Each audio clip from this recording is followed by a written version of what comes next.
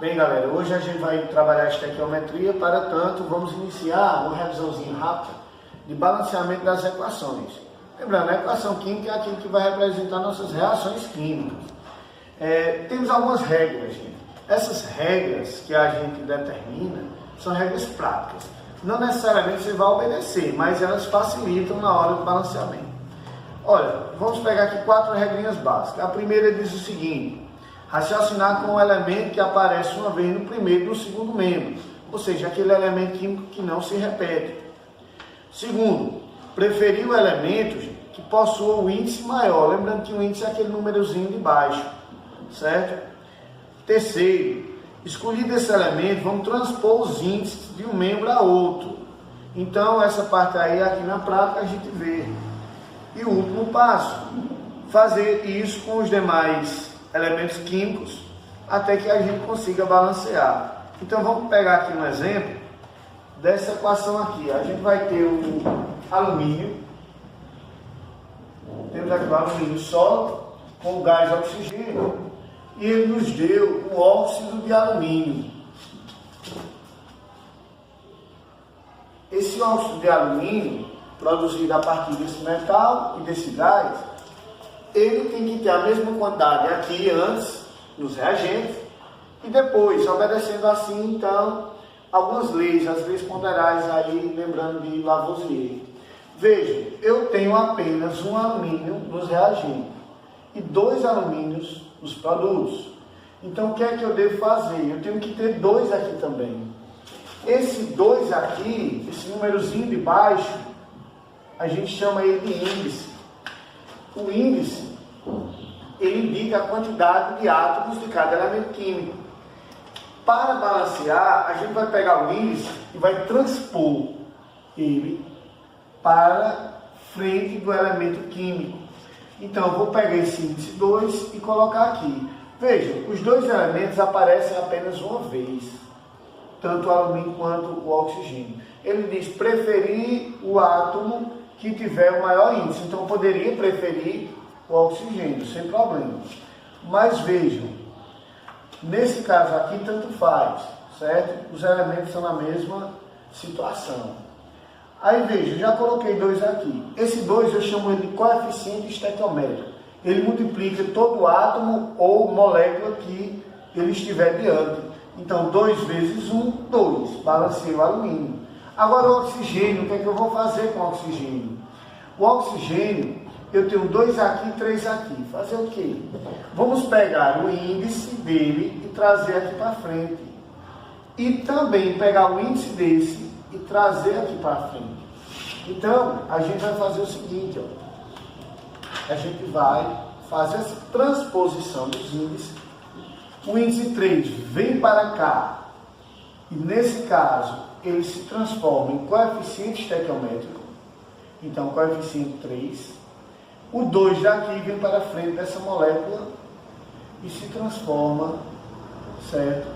E se transforma aqui no coeficiente estequiométrico. Esse número ele multiplica toda a molécula. Então, o que foi que aconteceu? Eu coloquei o coeficiente 2, ele está multiplicando tudo isso aqui, ó. Então, eu tenho 2 vezes 2, 4. Eita, eu acabei mexendo no alumínio.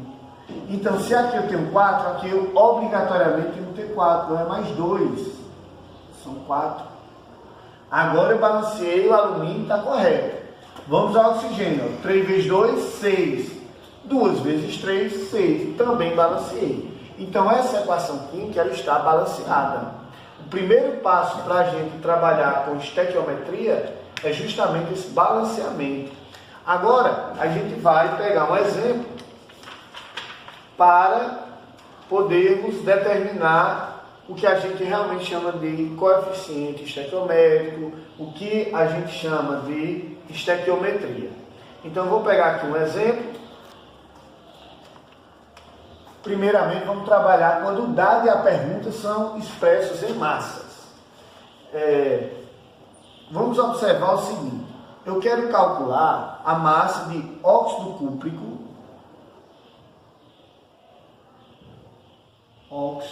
cúprico, certo? Vou colocar aqui a molécula desse óxido Aí ele quer calcular o óxido cúprico a partir, gente, de 2,54 gramas de cobre metálico.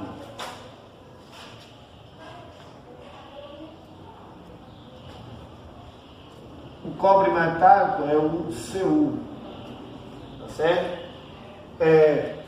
Para tanto, ele deu o seguinte dado, a seguinte informação, dados. A massa do cobre, a massa molecular, ou a massa, nesse caso, a massa atômica, porque a gente tem apenas um átomo, ela é 63,5 gramas por mol.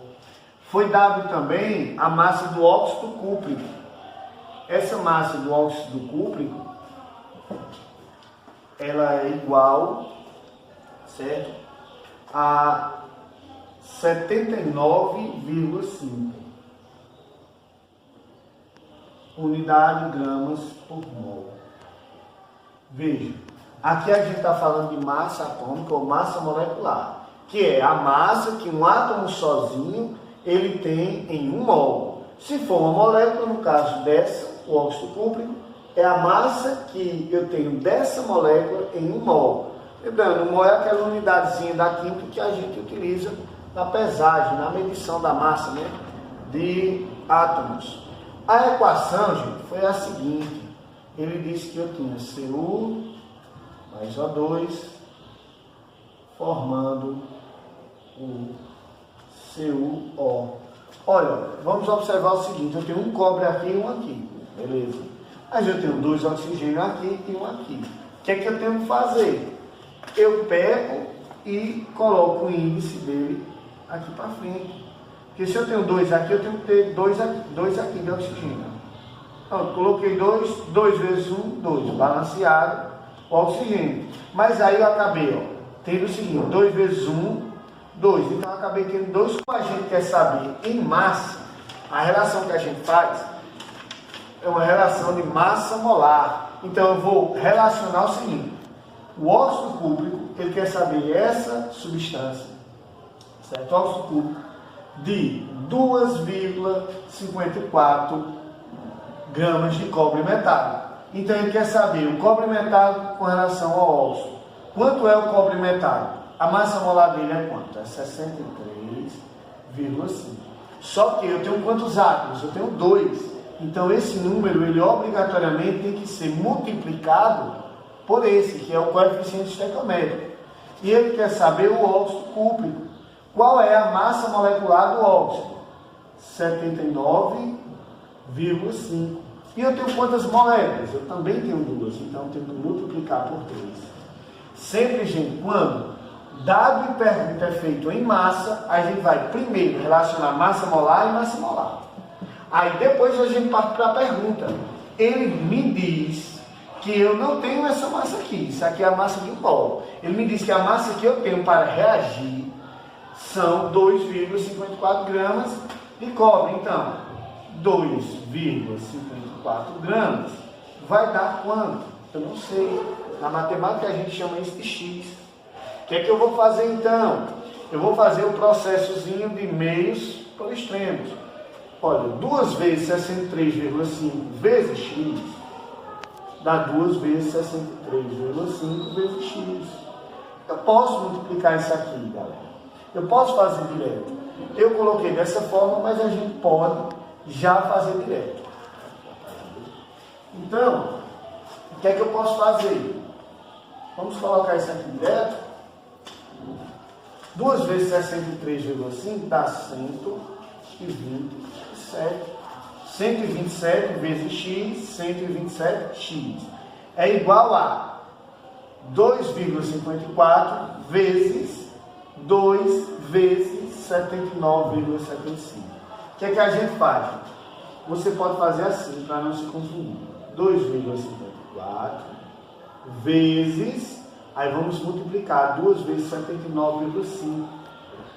2 vezes 79,5 dá 159. Certo? Aí, na matemática, a gente tem que isolar o x, né?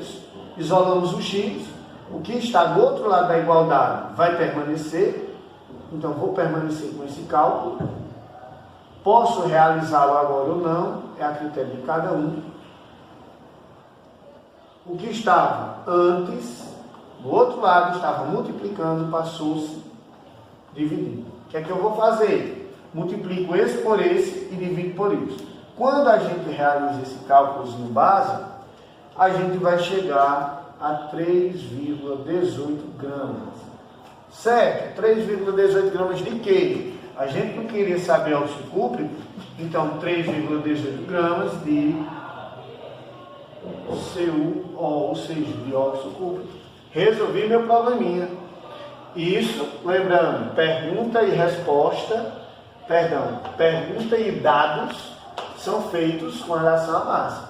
Mas e se o dado é expresso em massa e a pergunta em volume? O que fazer nesse caso? Então, nesse caso, galera, a gente vai fazer o seguinte. A gente vai considerar um volume que a gente pode chamá-lo de volume molar. Esse volume, ele ocorre na CNTP, que é isso, condição normal de temperatura e pressão. Pressão aí a nível do mar, um ATM.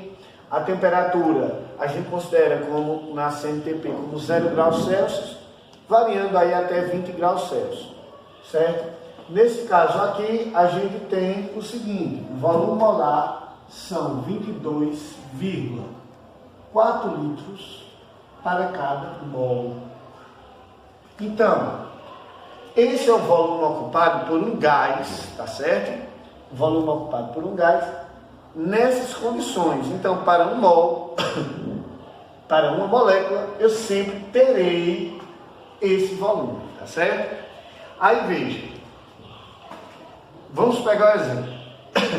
Vamos calcular a massa de gás carbônico por calcinação. Eu já falei para vocês, calcinação é a queima, é transformar em cinzas. De 200 gramas de carbonato de cálcio. Então, eu tenho o seguinte, carbonato de cálcio, essa substânciazinha aqui, é o CaCO3, ele está me dizendo na pergunta aqui que eu tenho 200 gramas, certo? E o que ele quer é o seguinte, calcule o volume de gás carbônico, ou seja, eu estou calcinando, eu estou queimando a substância. Então eu tenho o seguinte, ó, CaCO3, a reação se processa dessa forma. O delta significa que está havendo uma queima, uma combustão. Ele vai produzir o CaO mais o nosso gás carbônico, dióxido de carbono. Aí, galera, primeira coisa, vamos ver se está balanceado. Olha, eu tenho um cálcio aqui e um aqui, beleza? Um carbono aqui e um aqui, beleza? Vamos ao oxigênio, tenho 3 aqui. Aqui eu tenho o seguinte, eu tenho um aqui mais 2 aqui, 3. Eita, essa nem precisou balancear. Como ele quer saber com relação ao volume, a gente tem que lembrar o seguinte, o volume sempre de um mol é 22,4 litros na CNTP. Ou seja, eu vou relacionar a massa molar com o volume. Gente, não tem número aqui, não é isso? Então, o nosso coeficiente estequiométrico, quando ele não aparece aqui, a gente diz que é 1. Lembrando aí na matemática que 1, como fosse um número neutro, né, na multiplicação, ele multiplicado por qualquer número é o próprio número. Por isso que nem precisa colocar. Aí, a gente vai relacionar o quê? A gente vai relacionar a massa molar da substância com o volume. Eu posso relacionar o número de mol, professor? Pode, mas aí você teria que calcular o número de mol. Vou deixar até no cantinho para a gente lembrar que a massa da substância, por exemplo, isso, dividido por sua massa molar, certo? Mas vamos usar direto na fórmula. Vamos pegar a massa molecular dele. Eita, quanto é? Fique tranquilo que isso aí será dado para vocês. A massa molar dessa substância, ela é 100 o quê? Gramas por mol. Certo? Então, eu só tenho um, não precisa multiplicar. Eu tenho 100 gramas para cada um mol. Lembrando, um mol eu tenho 22,4 litros. Então, como eu quero saber em litros, 100 está para 22,4. A questão quer saber quantos gramas, a questão quer saber em 200. 200 tem X litros. Meios e extremos. 100 vezes X, 100x. É igual a 200 vezes 22,4. Que vai nos dar aqui o seguinte. Vai nos dar 4.000, certo? Vai nos dar 4.480. O que é que eu faço agora? Eu quero saber quem é x, então eu isolo x, que está do outro lado da igualdade, vou apenas repetir, certo? Esse estava antes, vem para cá, certo? Estava multiplicando, vem dividindo. Olha, vou cortar esses dois zerinhos daqui, certo? Dois não, perdão. Vou cortar esse zerinho com esse. Eu tenho 448 dividido por 10. O que eu sempre falo, se a divisão é por 10, 100, 1000 e assim em diante, é simples. Tem um zero, a vírgula que está no final, ela anda as casas. Então, quando eu divido 448 por 10, eu obtenho 44,8. Por quê? Eu obtenho 44,8 litros. Gente, olha só essa questão. Eu tinha 100 gramas, eu dobrei. Se eu dobrei a massa, eu dobro o volume. Pode observar, 44,8 é o dobro de 22,4. Então, tem questãozinha que você faz no raciocínio. Dobrei a massa, dobrei o volume, certo? E agora, dado e pergunta são expressos em volume. Então, quando o dado e a pergunta eles são expressos em volumes, né, a gente tem que fazer as considerações. Eu não vou explicar agora a equação de Klepper novamente, nem a equação geral dos gases. A gente vai trabalhar apenas a estequiometria puramente. Olha só, ele diz o seguinte, que eu tenho 15 litros do gás hidrogênio, gente, na CNTP. E esse gás ele vai reagir com cloro. O gás hidrogênio é H2. Ele está reagindo com Cl2. E está produzindo aqui, para a gente, o gás clorídrico, ou ácido clorídrico, nosso famosinho ácido muriático. Pronto. Olha, o que a gente vai fazer? A gente vai balancear. Tanto faz começar com cloro quanto com hidrogênio. Eu tenho 2 aqui, obrigatoriamente, eu transcrevo o índice para cá, fica 2. 2 vezes 1, 2, está balanceado o cloro. O hidrogênio, 2 vezes 1, 2. Aqui também tem 2. Pronto, o balanceamento está feito. Aí ele diz o seguinte, partindo-se de 15 litros, ele está me dizendo que o H2, eu tenho 15 litros. 15 litros desse gás. Partindo-se daí, quantos litros eu consigo formar do gás clorídrico? Certo? Então, qual é a relação que a gente tem? A gente tem uma relação de volume, tá certo? Aí a gente faz o seguinte, qual o número que tem na frente? Eu tenho 1. Aqui também eu tenho 1, certo? Como a pergunta era com relação ao volume, qual é o volume do gás clorídrico produzido nessas condições, o que é que a gente deve fazer? A gente deve considerar o coeficiente.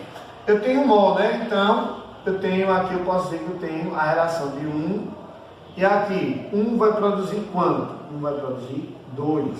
É como se 1 litro desse produzisse 2 litros. Vou até colocar uma unidade. Mas eu tenho 2 litros, eu tenho 1 litro desse? Não, eu não tenho 1. Eu tenho quantos? 15. 15 litros eu produzo quanto? X. Então eu faço x vezes 1 é x. É igual 2 vezes 15, 30. Final da conta. Com 1 litro desse, eu produzo 2 desses. Essa é a relação. 1 para 2. Então, se eu tiver 15, aqui eu tenho x. Veja, gente, eu dobrei a quantidade. Pode observar que aqui também dobrou. Era 15, foi para 30. Então, com relação ao dado e à pergunta em volume, o cálculo pode ser feito dessa forma. Como eu já falei, não vou cobrar a equação de Clipper, né? A gente já trabalhou isso, vou só dar um cálculozinho básico para vocês. E quando o dado é expresso em massa e a pergunta em mol. Olha só, dado expresso em massa e pergunta em mol. Quantos mols de ácido clorídrico, mesmo ácido aqui, galera, quer saber, são necessários para produzir 23,4 gramas de cloreto de sódio, nosso sal de cozinha. Ele diz o seguinte: quantos mols de ácido clorídrico, olha o ácido clorídrico aqui, ele quer saber quantos mols são produzidos a partir de 23,4 gramas do NaCl. A equação que ele dá para a gente é a seguinte: ele está pegando o HCl, o ácido clorídrico, não é isso? Com o hidróxido de sódio, que é o NaOH, e a gente, em uma reação de ácido-base, a gente produz NaCl, que é o cloreto de sódio, é o sal mais água, H2O. Certo? Gente, eu não vou explicar novamente, mas a equação já está balanceada, vocês podem conferir. Certo? O que é que a gente vai fazer aqui? Ele quer número de mol. Aí a gente vai observar o coeficiente. Tem algum número aqui? Não, é 1. Aqui tem, não. 1 e 1. Ok. Aí vejamos. Eu tenho 1 e 1. Essa é a nossa proporção. Isso aqui representa a quantidade de mols. Então eu tenho um mol desse, veja, ele quer saber justamente, certo? Justamente quanto de sal eu produzo, perdão, quanto de ácido eu produzo. Aqui, eu produzo não, eu reajo para produzir o NaCl. Então, para um mol do ácido, eu produzo quantos mols de sal? 1. A relação é de 1 para 1. E se eu tenho essa quantidade em massa do sal, eu tenho 23,4 desse sal, certo? Eu tenho 23,4. Galera, veja só. Eu estou falando de mol e aqui eu estou falando de massa. Eu não posso pegar e unir aqui, ó, mol e massa. Tem que ser a mesma unidade. Eu tenho duas formas de resolver. Eu, com a fórmula de número de mols, eu calculo quantos mols dá aqui, ou, em vez de eu usar o número de mols, eu uso a massa molar. Bem, na questão ela vai dar a massa molar para vocês. A massa molar dessa substância aqui, do NaCl, é 58,5. O que é que eu faço? Bem, eu tenho um número de mols, como aqui eu só tenho 1 mol, eu vou usar a massa de 1 mol, que é 58,5 gramas por mol. Agora eu posso fazer a relação. E se eu quisesse só o número de mols, eu pegava a massa molar, a massa desse, aliás, e com essa fórmula calcularia, mas eu posso fazer direto. Aí, novamente, meios extremos. 58,5 vezes x dá 58,5x. 1 vezes 23,4 dá o próprio 23,4. X sozinho, porque eu tenho que isolá-lo, é 23,4. Está multiplicando, passou dividindo 58,5. Quando a gente faz essa divisão, a gente chega ao número 0,4. 0,4 que, ó? Que é isso? Eu queria número de mol. Número de mols. Então, 0,4 mol. Ok? Bem, a gente está finalizando, a gente vai ter mais 2 tópicos. Esse e outro que eu vou escrever ali para vocês. Quando a gente tem 2 ou mais perguntas. Pessoal, essa daqui eu vou só explicar na teoria. Veja só, vamos partir do seguinte exemplo. Quais são as massas de ácido sulfúrico, hidróxido de sódio, necessárias para preparar 28,4 gramas de sulfato de sódio. O que é isso? Ele vai nos dar essa equaçãozinha, ó, H2SO4 mais 2NaOH formando Na2SO4 e água. Está toda balanceada já, tá certo?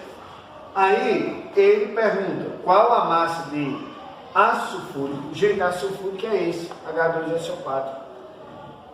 E mais hidróxido de sódio, que é esse, certo? São necessários para preparar, ele quer preparar 28,4 gramas de sulfato de sódio, que é a substância. Então a massa de sulfato de sódio é 28,4 gramas. Vou colocar em outro local, fica melhor para a gente. Então vou colocar a massa dele aqui, 28,4 gramas. Bem, ele quer saber quanto desse reage e quanto desse. Então a gente tem que fazer as duas relações, gente, com esse. Veja, são duas perguntas com massa. Então vamos fazer o seguinte, vamos usar apenas um deles. Primeiro, olha, eu relaciono massa molar desse com massa molar desse.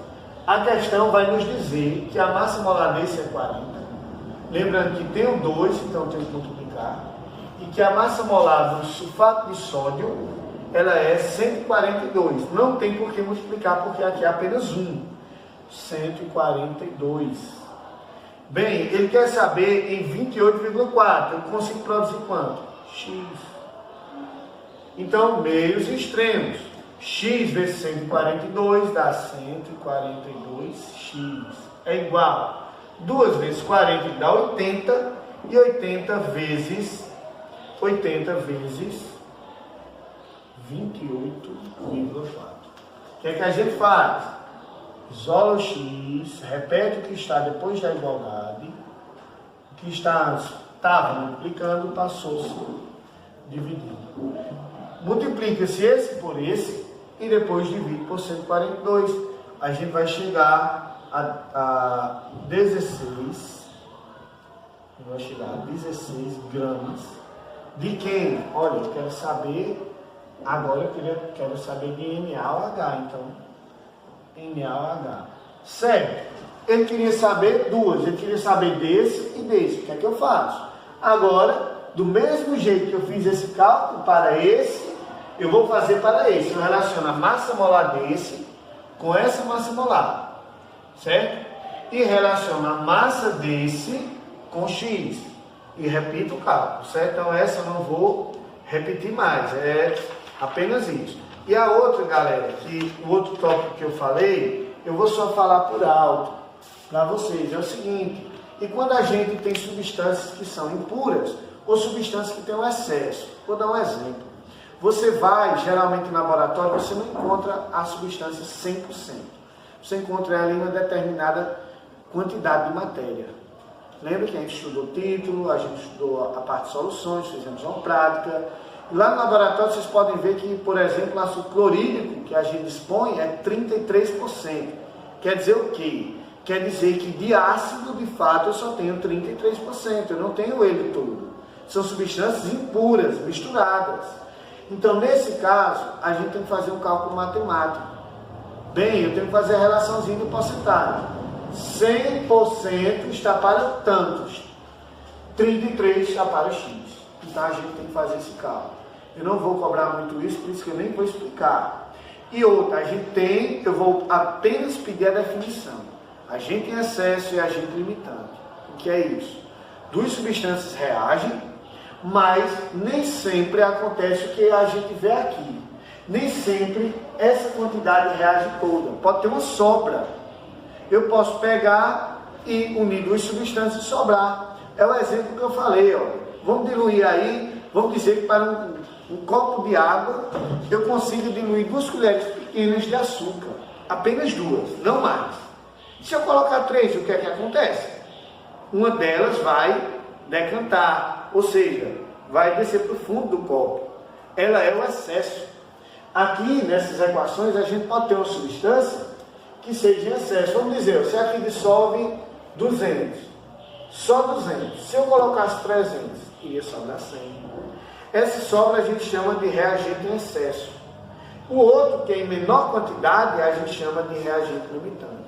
Mas essa parte aqui a gente expõe na próxima aula. Tá certo? Então, hoje, a gente fica só com essa revisãozinha. Deu estudado, certo?